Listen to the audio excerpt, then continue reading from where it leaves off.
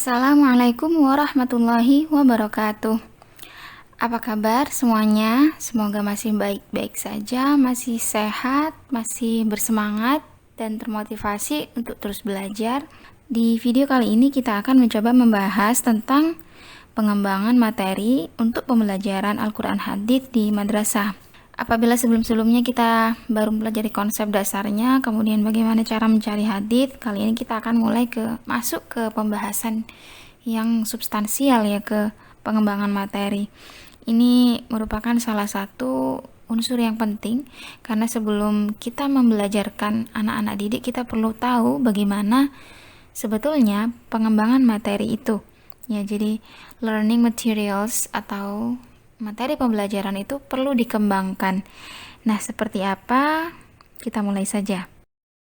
Materi pembelajaran bisa disebut juga dengan instructional materials, atau kadang-kadang ada juga yang menyebutnya dengan learning materials atau material saja. Jadi kata materials itu dipahami langsung sebagai materi untuk kegiatan pembelajaran begitu ya. Nah, materi pembelajaran itu mencakup pengetahuan, sikap, dan keterampilan yang harus dipelajari oleh siswa dalam rangka mencapai standar kompetensi yang telah ditentukan. Dalam bahasa sederhana Tomlinson, materials is everything used by teachers or learners to facilitate the learning. Jadi apapun yang dipergunakan atau dimanfaatkan oleh guru untuk memfasilitasi kegiatan pembelajaran. Sebetulnya materi itu bisa berupa benda hidup atau benda mati, kemudian sumber daya manusia ataupun sumber daya non-manusia yang dapat dimanfaatkan oleh seorang pendidik di dalam situasi belajar mengajar untuk membantu mencapai tujuan pembelajaran yang diinginkan. Kemudian di dalamnya terdapat 3 komponen penting yang menjadi cakupan, yakni aspek kognitif, kemudian ada aspek afektif, dan aspek psikomotorik. Ketiga-tiganya ini wajib menjadi prioritas di dalam materi pembelajaran. Jadi materi itu unsurnya tidak hanya mengembangkan kemampuan kognitif anak, tetapi juga ia mengembangkan sisi afeksinya serta sisi psikomotorik secara berimbang. Untuk jenis kognitif, terdapat beberapa jenis materi pembelajaran, yakni meliputi fakta, konsep-konsep, kemudian prinsip, dan prosedur. Jadi penguasaan seorang anak didik terhadap fakta, kemudian konsep-konsep seperti definisi misalnya ya, kemudian prinsip-prinsip, kemudian prosedur gitu. Ini termasuk dalam ruang lingkup kemampuan kognitifnya. Untuk aspek kognitif, jenis-jenis materinya diantaranya adalah fakta. Fakta bisa berupa nama-nama benda, kemudian tempat, waktu atau zaman, nama orang, lambang, peristiwa sejarah, kemudian komponen-komponen suatu benda misalnya, dan lain sebagainya. Sedangkan yang termasuk materi prinsip bisa berupa dalil, rumus, adagium, ya, kemudian teori-teori, ini prinsip ya, serta hubungan-hubungan antar konsep. Sedangkan untuk materi jenis prosedur adalah materi yang berkenaan dengan langkah-langkah secara sistematis atau berurutan runtut dalam mengerjakan suatu tugas, misalnya langkah-langkah melaksanakan sholat wajib atau langkah-langkah mensucikan diri dengan berwudu misalnya. Kemudian materi yang tergolong ke dalam jenis konsep bisa berupa definisi, makna, kemudian bisa juga ciri-ciri atau mengidentifikasi, atau bisa juga mengklasifikasi dan menggolongkan sesuatu. Nah, sedangkan untuk ranah afektif, jenis-jenis materinya bisa berupa pemberian respon, kemudian bagaimana anak didik menerima, mengapresiasi, kemudian menginternalisasi, atau menilai sesuatu. Ini bisa jadi ranah afektif. Sedangkan untuk dimensi psikomotorik bisa berupa hal-hal yang bisa diamati secara fisik dari tindakan anak didik, yakni gerakan-gerakannya, tingkah lakunya, bagaimana ia mempraktekkan suatu kaidah bagaimana ia menunjukkan, mensimulasikan, mendemonstrasikan ya. Ini bisa jadi gerakan-gerakan yang ringan maupun gerakan-gerakan yang rumit.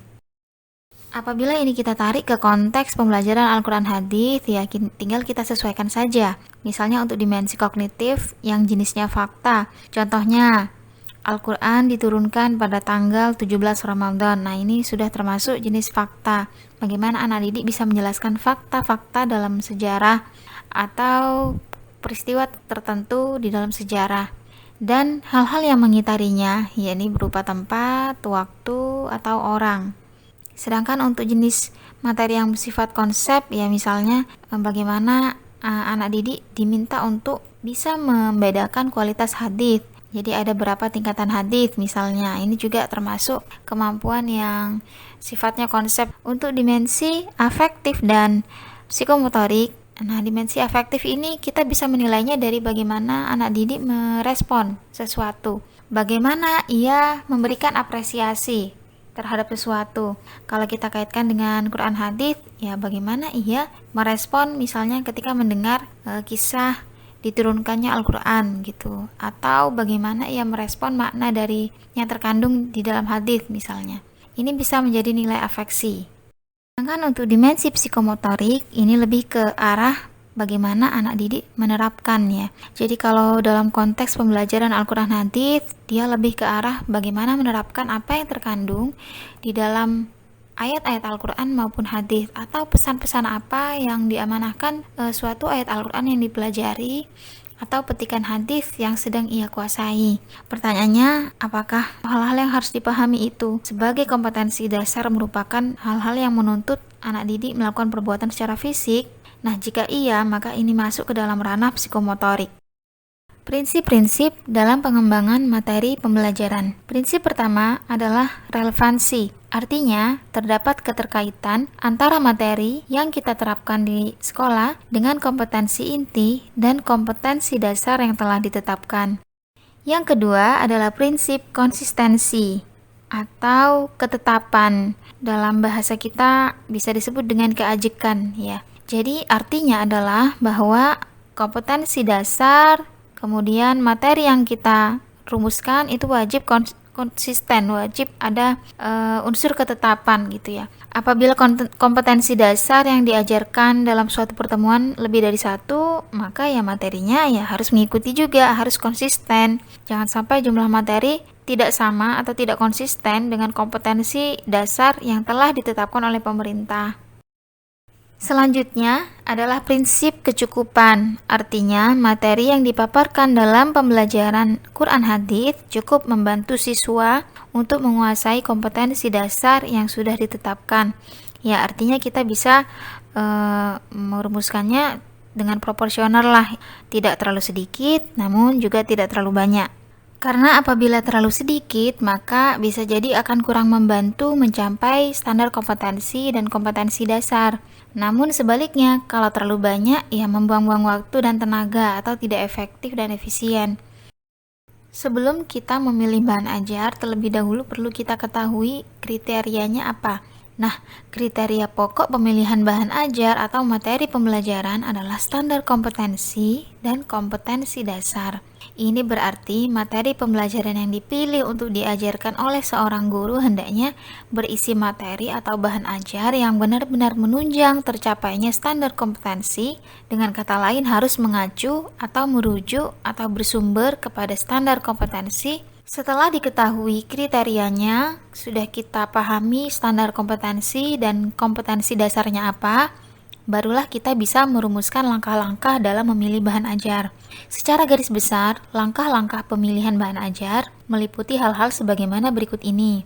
Yang pertama adalah mengidentifikasi aspek-aspek yang terdapat dalam standar kompetensi dan kompetensi dasar yang dijadikan acuan dalam memilih bahan ajar. Nah, aspek ini perlu ditentukan dulu, karena setiap aspek standar kompetensi dan kompetensi dasar memerlukan jenis materi yang berbeda-beda dalam kegiatan pembelajarannya. Materi pembelajaran juga bisa dibedakan menjadi jenis kognitif, afektif, maupun psikomotorik. Berikutnya adalah mengidentifikasi jenis-jenis materi bahan ajar. Untuk aspek kognitif kita tadi sudah ulas di awal ya, jadi meliputi fakta, konsep, kemudian prinsip dan prosedur. Dan sedangkan untuk afektif yang meliputi respon, ya penerimaan siswa atau apresiasi, kemudian penilaian ya. Sedangkan aspek psikomotorik meliputi gerakan-gerakan fisik. Cara yang paling mudah untuk menentukan jenis materi adalah dengan mengajukan pertanyaan tentang kompetensi dasar. Nah, ini kompetensi dasarnya apa? Kita cek dulu kompetensi dasar. Di situ kita bisa perhatikan melalui KMA nomor 183 tahun 2019. Di sana sudah tersedia lengkap kompetensi dasar untuk setiap jenjang pendidikan, mulai dari MI sampai aliyah.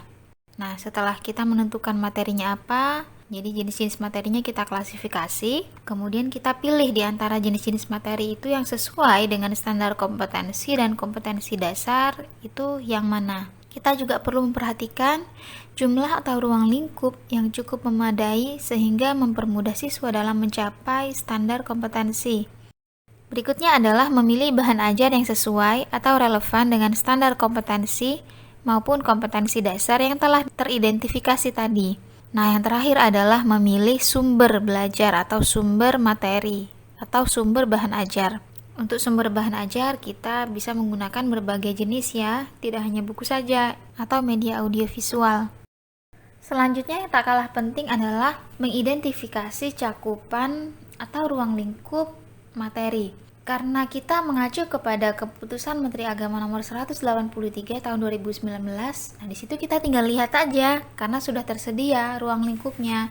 Berikut ini kita lanjutkan dengan contoh-contoh pengembangan materi mata pelajaran Al-Quran Hadits di madrasah. Contohnya untuk madrasah ibtidaiyah kelas 1 semester ganjil. Misalnya untuk kompetensi inti 3 yaitu pengetahuan. Nah, berdasarkan KMA tersebut, kompetensi inti 3 untuk MI kelas 1 semester ganjil adalah memahami pengetahuan faktual dengan cara mengamati, di dalam kurung ada mendengar, melihat, dan membaca ya, dan menanyakan berdasarkan rasa ingin tahu tentang dirinya, makhluk ciptaan Tuhan dan kegiatannya, dan benda-benda yang dijumpainya di rumah dan di sekolah. Nah, setelah kita mentargetkan kompetensi intinya ya, yang kita pilih tadi kompetensi inti pengetahuan, sebagaimana di awal kita ingat-ingat tadi bahwa dimensi pengetahuan itu meliputi ada konsep, ada fakta, ada prinsip dan seterusnya ya. Setelah kita ketahui bahwa ini kompetensi inti pengetahuan, kemudian kita mencari kompetensi dasarnya. Kompetensi dasar juga sudah tersedia di sini, misalnya untuk KI pengetahuan memahami pengetahuan faktual di MI kelas 1 semester ganjil. Kompetensi dasarnya ada 2 di situ, ada 3.1 dan 3.2 ya. 3.1 misalnya memahami huruf hijaiyah beserta tanda bacanya, yakni fathah, kasroh, dan dhammah. Nah, kemudian kita bisa menentukan indikatornya apa.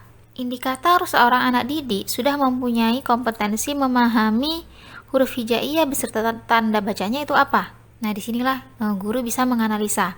Misalnya yang pertama adalah menyebutkan huruf-huruf hijaiyah beserta tanda bacanya. Kata menyebutkan di situ bisa menjadi indikator seorang anak didik sudah paham huruf hijaiyah. Jadi dia bisa menyebutkan huruf hijaiyah mulai alif sampai ya. Kemudian dia juga bisa menyebutkan tanda-tanda bacanya apa saja. Kita juga bisa menambah indikatornya dengan jenis kegiatan lainnya ya. Misalnya kemampuan lain, misalnya menulis. Dari sini untuk aspek pengetahuan kita bisa kembangkan lagi dengan kemampuan lainnya selain menyebutkan dan menulis apa kira-kira, misalnya menjelaskan perbedaannya. Ini juga termasuk dalam dimensi pengetahuan. Jadi konsep-konsep itu bisa dikenali dari indikator menyebutkan, menulis, kemudian menjelaskan ya, apa perbedaan antara tanda baca gitu ya. Ini bisa jadi indikator. Nah, berarti materi dalam kompetensi dasar yang ini cakupannya tidak jauh berbeda dari kompetensi dasarnya ya. Jadi kalau berdasarkan kompetensi dasar yang kita pilih barusan, maka materinya adalah huruf hijaiyah. Kemudian yang kedua adalah tanda baca, yaitu fathah, kasroh, dan dhammah. Jenis materinya adalah konsep. Kemudian berdasarkan rencana yang sudah kita susun tadi, nah dari sinilah kita bisa mengembangkan bagaimana menyampaikan apa yang sudah direncanakan. Karena indikatornya ada 3, menyebutkan, menulis, dan menjelaskan. Nah, kita juga sebagai guru tentu sudah tahu langkah apa yang harus dilakukan di kelas untuk bisa menerapkan ini atau menyampaikan kompetensi ini agar kompetensi ini kuasai oleh anak didik kita. Kemudian membentuk pengalaman-pengalaman belajar di kelas. Kita bisa melibatkan berbagai sumber, kemudian strategi dan media. Untuk gambaran lebih lanjut tentang kompetensi inti dan kompetensi dasar, berikut saya sajikan gambaran-gambaran yang didapatkan dari KMA nomor 183 tahun 2019. Dan ini dapat kita unduh ya, sudah tersedia secara luas di internet. Kalau kita browsing, di sana ada banyak ya yang menyediakan untuk mengunduh secara gratis. Dan ini wajib menjadi acuan kita dalam mengembangkan materi pembelajaran Al-Quran Hadits di madrasah. Nah, itulah tadi pembahasan singkat kita tentang pengembangan materi untuk mata pelajaran Al-Quran Hadits di madrasah. Apabila ada hal-hal yang perlu kita diskusikan lagi atau ada hal-hal yang ingin disampaikan, ditanyakan, bisa disampaikan melalui kolom komentar di bawah ini. Dan semuanya diperbolehkan untuk menjawab atau saling menanggapi, saling memberikan respon satu sama lain. Untuk pembahasan selanjutnya, insya Allah akan disediakan dalam video-video lanjutan. Sekian dulu dari saya, sampai jumpa lagi di video-video pembelajaran yang berikutnya. Assalamualaikum warahmatullahi wabarakatuh.